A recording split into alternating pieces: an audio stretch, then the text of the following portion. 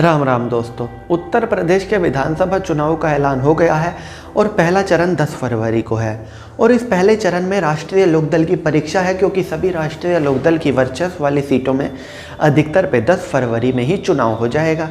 अब हम आपको बताने जा रहे हैं 10 फरवरी को पहले चरण में किन किन सीटों पर उत्तर प्रदेश में मतदान होगा।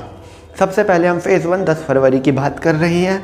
कैराना विधानसभा, थाना भवन, शामली, बुढ़ाना, चरथावल, पुरकाजी, मुजफ्फरनगर, खतौली, मीरापुर, सिवाल खास, सरधना, ये सब वो सीटें हैं जहां पर राष्ट्रीय लोकदल का अच्छा खासा प्रभाव है।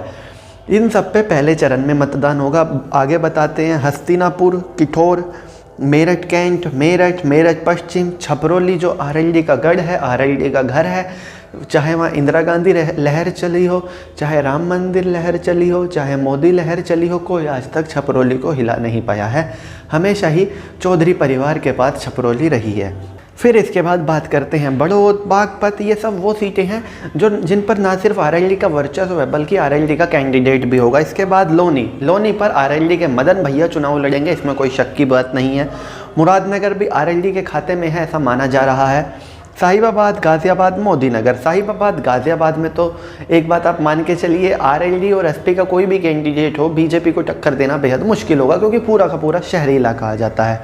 फिर मोदीनगर के बाद धौलाना, हापुड़, गढ़मुक्तेश्वर, नोएडा, डिबाई, जेवर, सिकंदराबाद, बुलंदशहर, सियाना, अनूपशहर, शिकारपुर, खुर्जा, खैर, Barauli, Atrauli, Iglas, Chhata, Mant, Govardhan, Mathura, Baldev, Agra cantt, Agra south, Agra rural, Fatehpur Sikri. तो ये सब वो सीटें हैं जिन पर पहले चरण में मतदान हो जाएगा।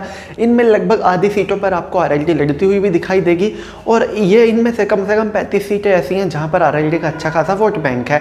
और अगर इनके साथ मुस्लिम वोट बैंक मिलता है तो भाजपा को अच्छी खासी दिक्कतें आने जा रही हैं। और फिर अखिलेश यादव की जो कुछ योजनाएं हैं, जैसे 300 यूनिट फ्री बिजली का बिल, इसके अलावा ब्राह्मण नेताओं को वो जिस तरह बढ़ावा दे रही हैं और अन्य जाति के नेताओं को भी जोड़ रहे हैं, चाहे कोई किसी भी जाति का हो, वही कोशिश जयंत चौधरी की भी है।